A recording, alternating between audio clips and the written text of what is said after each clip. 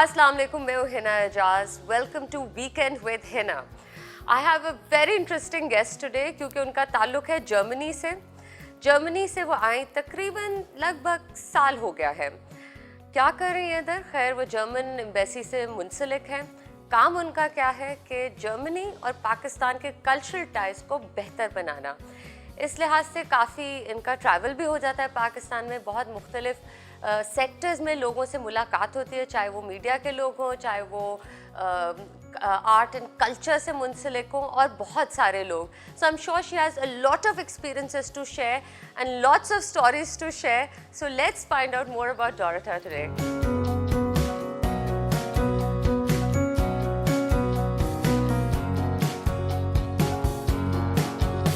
Hi, Assalamu alaikum, Dorinka. Walaikum assalam. Hi, Oh, how that are was you doing? fluent. The Walaikum salam was pretty fluent.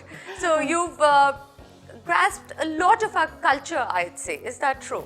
Well, I hope so, yes. I mean, I've been here for like under a year now, just under a year, and I got to experience this beautiful country quite a lot. But, you know, there is so much more to Pakistan than I would have been able to see. You live in Islamabad. I live in Islamabad, yes. Right. And you do visit Lahore often.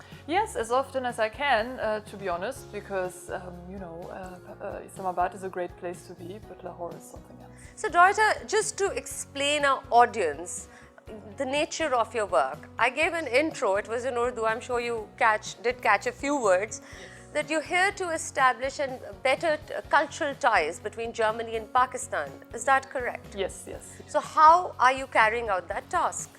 Well, so I'm trying to like get to know as many interesting people as possible, and then whenever I meet an interesting artist, for example, and I think that they might have something to offer to, you know, the German audience, I try to get them to Germany to do an exhibition, for example. And the same for like German artists, I try to make them come to Pakistan and showcase their work here.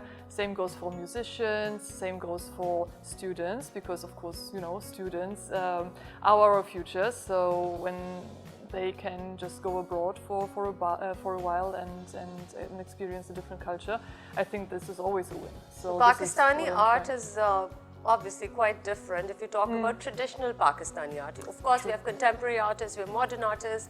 We're coming up with some really amazing modern artwork. Yeah. But when we talk about traditional Pakistani art, how did you feel? What were your feelings towards it? Well, as you said, it's something different, right? Absolutely. It's something that we don't often get to see in Germany, and so it is very interesting and fascinating and very, very diverse. So I think what Pakistani artists really succeed in is like taking their traditional art and, you know, transform it and also bring it, you know, into today's world and make it relevant for today. Have you met any, or I'd rather say, how many different artists have you met in Pakistan? A lot. So I'm actually trying to do my work right. So I try to meet as many artists as possible. So musicians, what about musicians? How many how many encounters have you had with musicians? Well, quite a few. We recently did a very interesting project with a few other embassies in Islamabad, where we got like some of the traditional musicians from all the different provinces of Pakistan who play endangered instruments. I'm sure you're aware that there are, you know, an array of instruments in Pakistan that are on the brink of extinction. That's correct.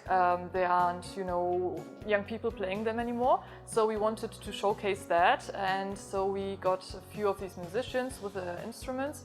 We brought in 9 or 10 musicians from Europe.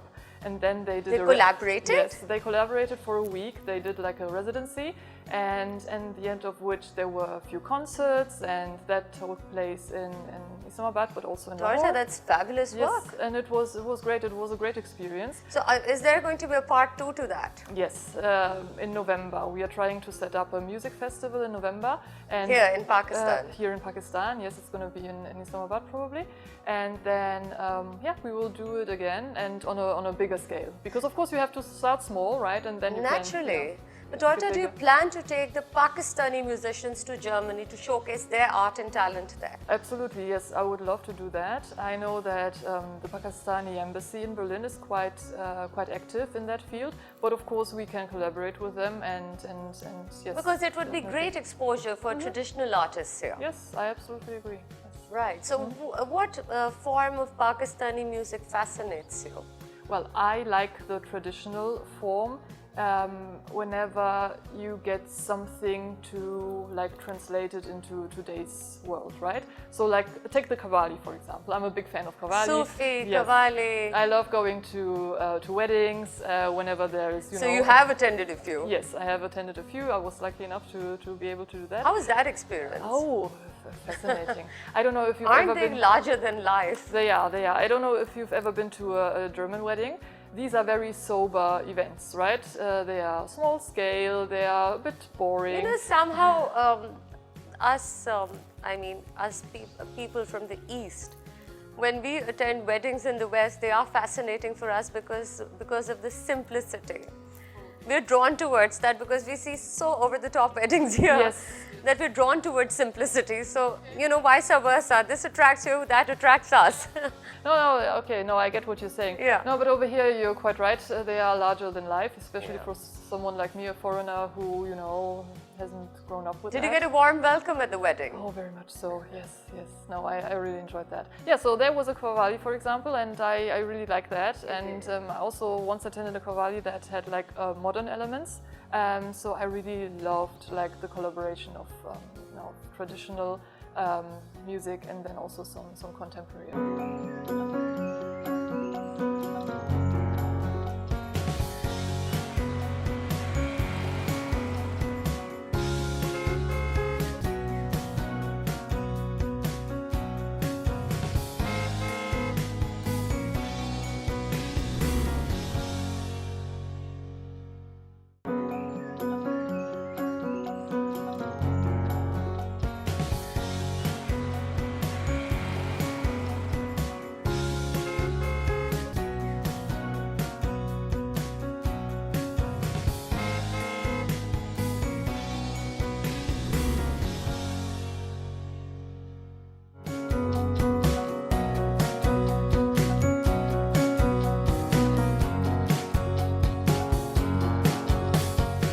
Obviously are excited about being in Pakistan.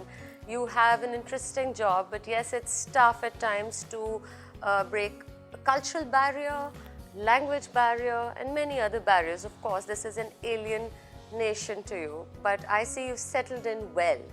So how did you do that? Because language must have been an issue initially. Yeah, that's true. But to be honest, the Pakistani people have made it very, very easy for me. I mean, you are very hospitable people. Thank you. Very welcoming towards foreigners. You know, most of the people I met speak wonderful English. So, I mean, I did receive some Urdu training actually. You did? Yeah, for half a year. Prior to your arrival? Yes, I did. Excellent. But then I never got to use it over here, so I forgot most of it by now.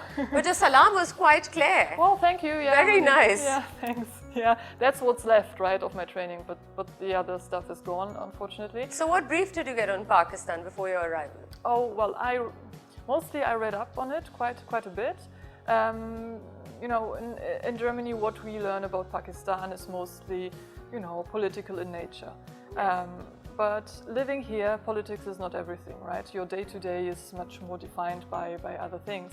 Absolutely. So I tried to read up on some fiction, actually, because I think that well-written fiction gives you a wonderful insight into, like, you know, the day-to-day of people in a society. So I did that. I read, you know, a couple of short stories on that you know that took place in were located in Pakistan, and that actually prepared me a little bit.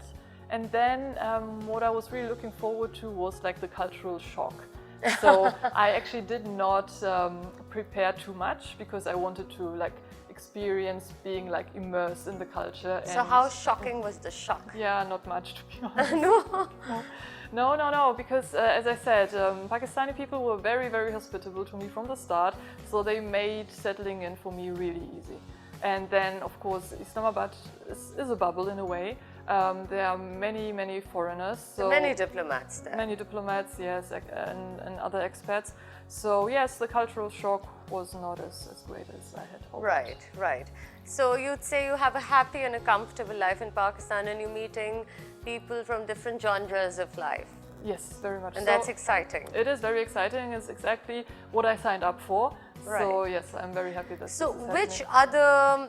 other nations within the region have you lived in or visited? Well, not many. I mean, if you want to count it into the region, then I spent 3 years in Iran prior to coming here. Right before Pakistan? Yeah, so in my line of work, we get to be posted abroad every 3 years. Right. And we stay abroad for 3 years and then we go back to Berlin usually. So like my last 3 years I spent in Berlin. I served as a protocol officer, so I got to travel the whole world with the Chancellor, the President and our Foreign Minister. Amazing. Which was very exciting, yes. But prior to that I spent 3 years in Iran. I served as the consul there, so I did mostly legal and consular work, which was fascinating, and living in Iran was really interesting. Which is your most favorite place in the world in terms of work, pleasure, work plus fun, combine the two? Your favorite place? Oh wow, this is a very difficult question. I thought this was the simplest question. No, like favorite, I know it must be a tough choice for you. No, it is a tough choice. Right. Because of course, like you know, like in recent times, I really enjoyed traveling through Swat. I went there recently, and I absolutely was, you know, the landscape was breathtaking. I really enjoyed that. You went just now? I went a couple of weeks ago, yes. All right. And I really loved it. Must be very touristy at the moment. Oh, really? Oh well, okay. So maybe I did not see many tourists. All right, but then you were lucky you didn't see many tourists. Yeah, maybe. I saw some Chinese tourists. Yes, I Right. did that. Yes, but no Europeans, for example. Good. Yeah, so you had a good time. Yeah, so I really enjoyed that. Other than that, I mean, Europe is always a great place to go, and it would Definitely. be really hard for me to to pick a favorite. Right. I spent a year in New Zealand when I was still at university. What a lovely place. I love that as well. Yes, but there are like whole regions of the world I've never been to. I've never been to China, for example. I'm sure I would have a great experience there. That's in my bucket list. Mine too. Let's go together. We must. Like it's right across. Huh? So great, excellent. So what about Pakistan? I hear you've traveled extensively throughout Pakistan as well. Well, not as much as I would like to yet, right? But You have then 2 more years. Yeah, I have 2 more years, right? I've never been to Karachi, by the way, for example. Yeah. You must. I You're know. missing out on something great. I know, I must Our go. Big Apple. Yeah, true. I mean, yeah, Karachi is experiencing a lot of rain nowadays. Yes, so not a good time. Yes, I'll wait for Right. the rains to subside. But yes, I really want to go and visit Karachi. I've been to Sindh already. I visited inner Sindh. Interior Sindh. Yes, Yeah, I went right. to Sakar and that area, and I really liked that. And you went just now, I believe. In April. It was already very hot. Very hot.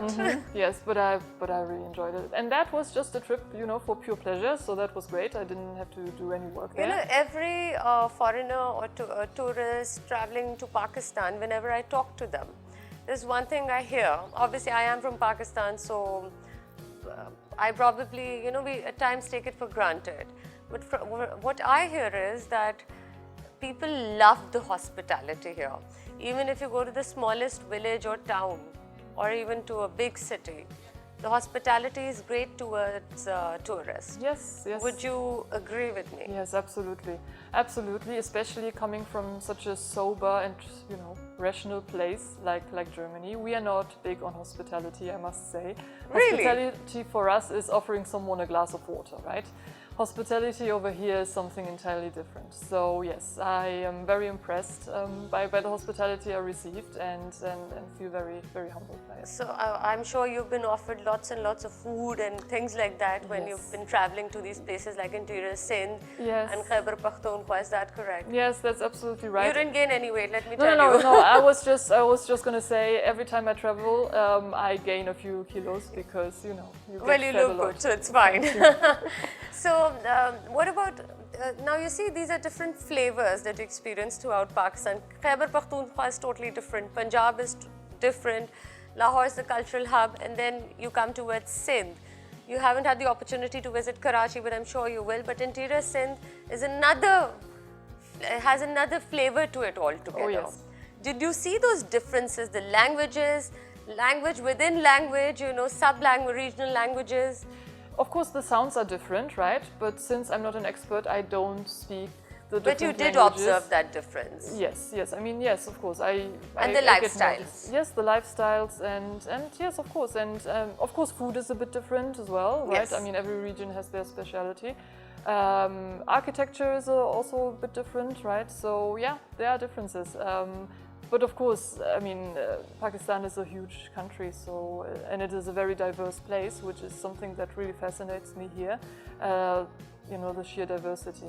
Have you been observing the political situation in Pakistan recently? Yes, of course I have. Yes, part of my job. So yes. And do you see the enthusiasm in the younger lot? I do see that, right? Which is amazing because that means the voter base is increasing and is going to increase further. I mean, it is always interesting to see when young people are interested in politics.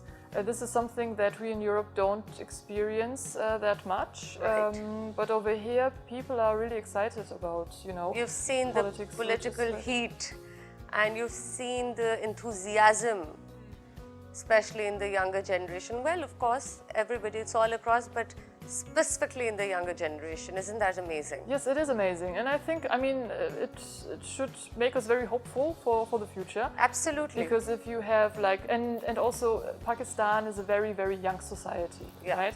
You have many young people, and if they are interested in politics and Yes. the future of their country, what more can you hope for? Well, that's a good sign. It is, yeah. It is, right? much so. So is that your general observation? I would say so, yes. Because, again, coming from Europe, we are an aging society. Right. We don't have many young people. And the young people we have are not necessarily always excited about politics. Maybe it's because our politics aren't as exciting as yours, right? We don't have that Haven't much you seen how drama. exciting it is here? Yes, there's lots of drama. We don't have that Yeah. in Germany, right? Yeah. Germany is very sober, very predictable, very I tell you, very once you go calm. back, you're going to miss it. Yes, of course. Yes. I think you're very right about that. Right. So, when you see a large population, especially in countries like ours, then you also see a very high number of unemployed.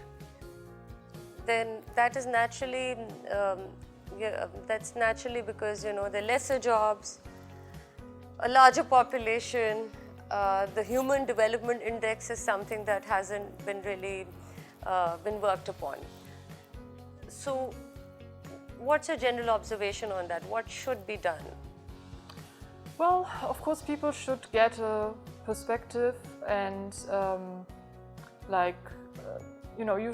one should offer them something, right? Education is key, I think.